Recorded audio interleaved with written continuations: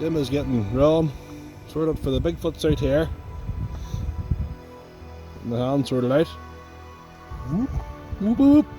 You can see the way the ghillie suit obviously looks green there, but whenever it's on camera it's going to look pitch black, so it does look pretty well.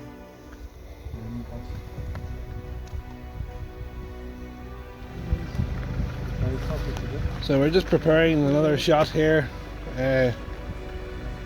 close up of the Bigfoot. Right, Ron, a wee bit quicker this time. Yeah. So left and right, nice and quick. Yeah.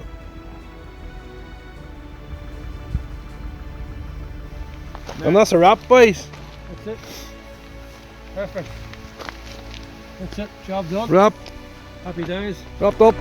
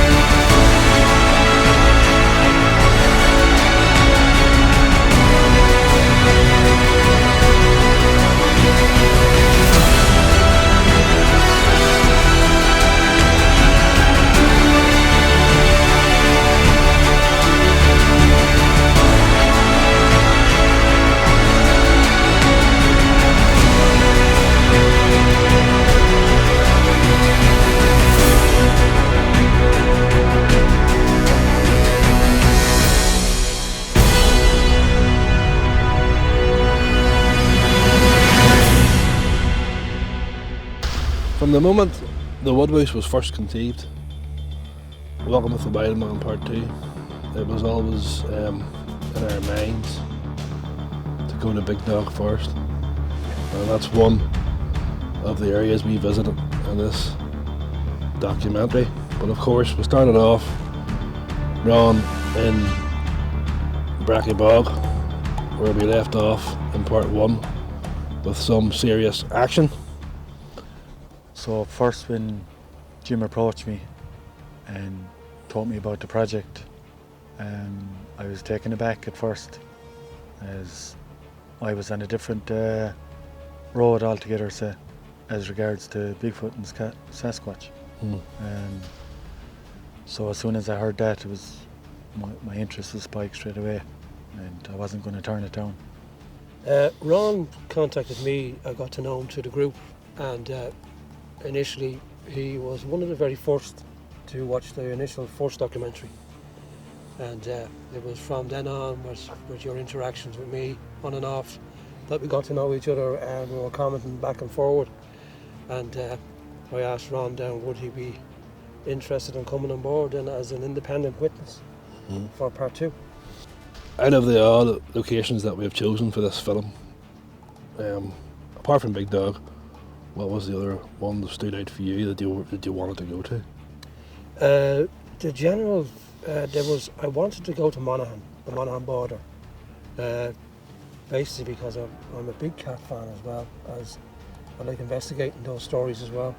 But it overlaps with the Sasquatch and Bigfoot and Wildman in their area, so that's the places I wanted to go. And well, of course, Ron, you had a few choices to make too, because whenever we actually decided to go to Big Dog, there was initial plans there to go and camp out. Before we actually decided on getting the boat, there was plans there to camp out. Yeah, yourself and Jim had went up scouting and just could not find a suitable place. It's easy to go on Google Maps and pick areas, where it looks like there's flat ground and there's lakes or whatever. When you get there, it's not. Totally different, yeah. The area is just reforested, so there's you couldn't get 4 square feet that was clear, either a stump there or a tree. Me and Jim actually, on the first scouting trip, I think we drove around in circles for 8 hours. Yeah. It was, literally beyond the joke, wasn't it? It was multiple. It looked great from, if you look at Google Earth and like that, it looks fantastic. We picked locations from there, and plus locations from sightings in the area we also picked, but to actually physically go there and try and find a location to set up camp. The initial, thoughts that was, we'll come up and we'll check a few more areas to see if there was any camping spots in known active areas, but of course that wasn't to be again. And is there any particular reason, why you felt getting a mode of transport like we did was the thing to do? I think we were left with no other option. If we wanted to do this area, then that was the best means. It would just take too long. If we were land-based, say, mode of transport we took, we put it to a vote between ourselves, and more or less we all agreed on it. This is all funded by, by the organisation. Yeah. There's no profits or nothing like that. It was small budgets. So that did restrict us on the size of the boat that we could get. Yeah. But initially, that what we got initially, it turned out very well. A little bit, I wouldn't say tight, but it was good enough. But it did exactly the function what we wanted to do, and for getting us to where we wanted to go, it was essential. Yeah. As I said, it was a great success. You could literally stop off wherever you want. Yeah. You could stop and And go walk where straight you want. into the woods. We had access to islands, forested islands that the general public wouldn't normally be on. So we did come across a few that were used as camping sites. We sort of left those immediately and went to more remote areas. But there's so many islands on that from where we were. But unfortunately, we had 2 bad days of weather. And we couldn't get to where we wanted to go. So, but initially, what we got was fantastic. Monaghan, of course, Jim, as well, was one of the locations that was earmarked for part 1. Yeah, we just didn't get round to it. We had on part 1, we had our sightings and the roster of what we wanted to do and the reenactments that we wanted to do. So that's fulfilled. We thought we filmed it. We had 2 hours, so we felt that 2 hours was enough. Yeah. What did you think, Ron, this time? This is your first time around. I was like, what did you think about going out squatching with all these cameras in your face? And yeah, it is awkward to a point, but you need it. You need cameras there. You need technology now. You can't. I think the advantage we have is that the areas are big, but in certain areas it's not very big, and we get action quicker. That was an amazing thing that happened. And for my first couple of outings, some people are waiting years to get any bit of a haul. But of course, that was the whole mission of the scouting trips, was to go and find the right spot to go. Yeah. And that's exactly what we've done. We're not going to tell people Yep. what we came across, but I mean, that was the whole goal of the scouting trips, was to get out there, find the exact spot where something may happen. We used a lot of technology in this one too, compared to the part 1. Part 1 was barely We a couple of cameras we had. yeah, that's it. With part 2, we've do we've infrared. And we did have a drone in part 1 though. Yeah, we did. Yeah, for sure. Yeah, we've multiple drones in part 2. We had infrared. We had parabolic mics. We have new audio systems. So the recreations that were chosen for the film, most of those were actually filmed away at the very start. Yeah. In the dark nights, when we have more darkness longer evenings Yeah. in Ireland, which made sense. But of course, that didn't end it. You know, it usually always has happened in the last one too, where they've got to go back and do more because something just doesn't look right or whatever. But on the actual day that we wrapped filming, you actually forgot to bring the shoulder pads for the Bigfoot. Yes, I did. I'm going to have to get Ben to sit on my shoulders now and put the suit on. I did. I had everything bar the shoulder pads on.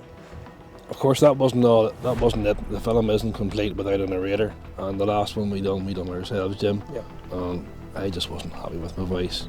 Yeah. I think you were happy with it for years. I was happy with it for years.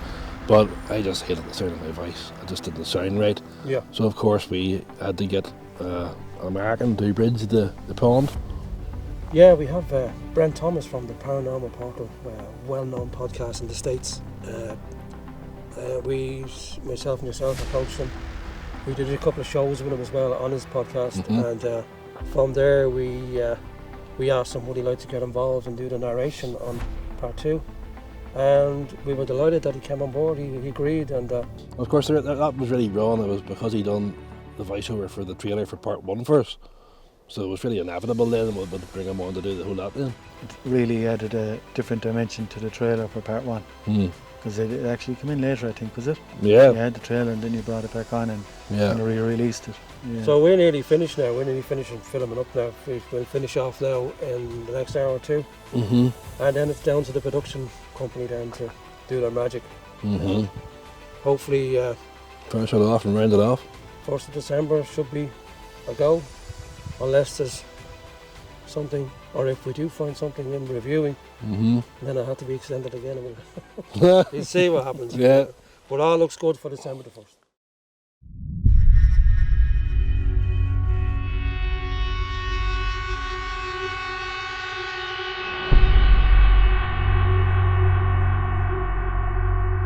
The Grogak. The Grey Man. The Woodwose.